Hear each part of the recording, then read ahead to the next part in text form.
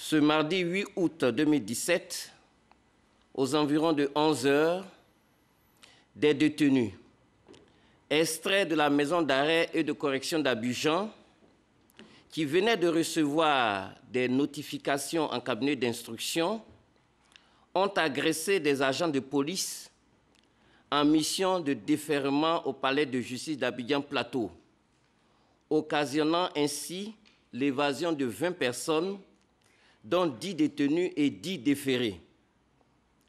Le parquet tient à préciser qu'il s'agit bel et bien d'une évasion et non d'une attaque dont le palais de justice aurait fait l'objet.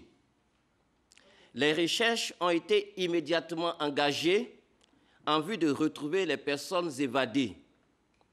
Par ailleurs, une enquête est en cours pour situer les responsabilités. Fait à Abidjan le 8 août 2017. Alors donc, procureur Adou Richard Christophe, vous l'avez dit, il s'agit bel et bien d'évasion et non d'attaque. Alors, comment les choses se sont passées concrètement? Oui, c'est ce que je disais tantôt. Chaque matin, nous recevons des détenus venant de la maison d'arrêt et également nous recevons des personnes qui viennent des différents commissariats et brigades de gendarmerie. C'est cette personne, les dernières personnes qu'on appelle les déférés. Mais ceux qui viennent de la maison d'arrêt sont des détenus. Et le juge d'instruction a extrait des personnes à qui des notifications devaient être faites. Ça, ce sont des détenus. Les commissariats de police, les brigades de gendarmerie défèrent des gens, ce sont des déférés. Et au moment où on s'occupait de ces personnes pour les prendre en compte, il y a eu des éléments du 14e arrondissement qui sont venus avec 2 détenus, un détenu mais en retard.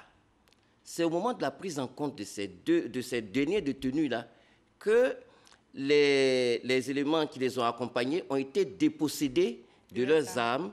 Et c'est ainsi que les détenus donc, qui étaient là ont profité de troubles que ça créait. Ils ont ouvert les cellules et 20 personnes sont parties. Au palais de justice. Du palais de justice. Ça crée l'émoi au sein des populations. Absolument. Mais il faut déjà dire que, compte tenu de la gravité de la situation, nous avons immédiatement pris les mesures nécessaires. Nous avons donc ouvert une enquête, nous nous sommes demandé qu'est-ce qui s'est passé. Nous avons donc relevé le commandant du palais et 7 autres personnes de son commandement de leurs fonctions. Ils ont été également mis aux arrêts. Les gardes pénitentiaires qui ont fait preuve de laxisme ont été également arrêtés.